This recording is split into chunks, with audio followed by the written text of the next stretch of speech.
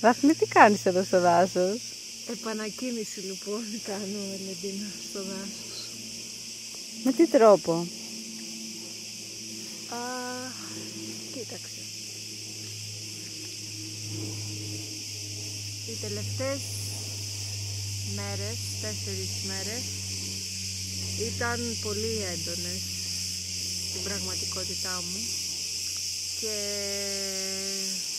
δεν έχω κινηθεί αρκετά και νιώθω λίγο την ενέργειά μου όχι εκεί που είναι συνήθως. Νιώθω έτσι ένα contraction. Πώς το λέμε το contraction? Σύσπαση. Σύσφυξη στο σώμα και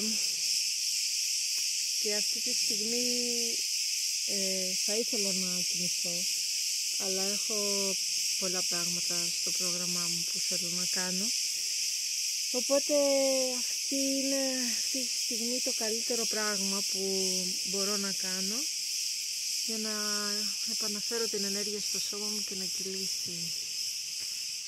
κυλήσει η φάση. Και τι είναι αυτό, θα μου πεις? Τι είναι αυτό δηλαδή? Εδώ είμαστε στο δάσος.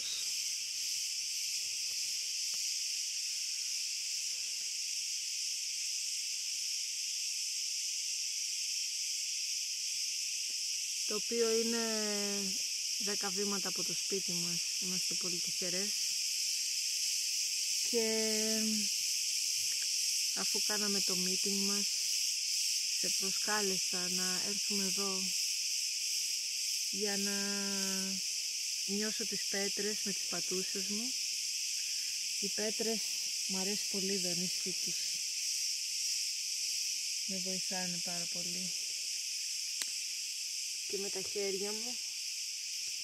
Και το χώμα έβρεξε σήμερα το πρωί.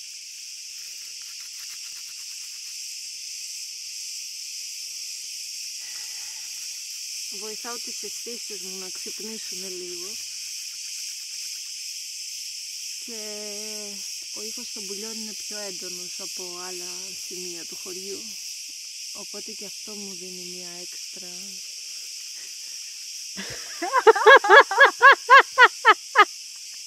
Τα τζιτζίκια θες να πεις? Τα τζιτζίκια,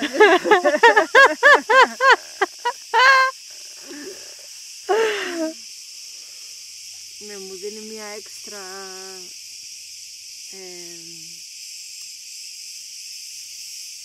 πώς τη λέω τη λέξη,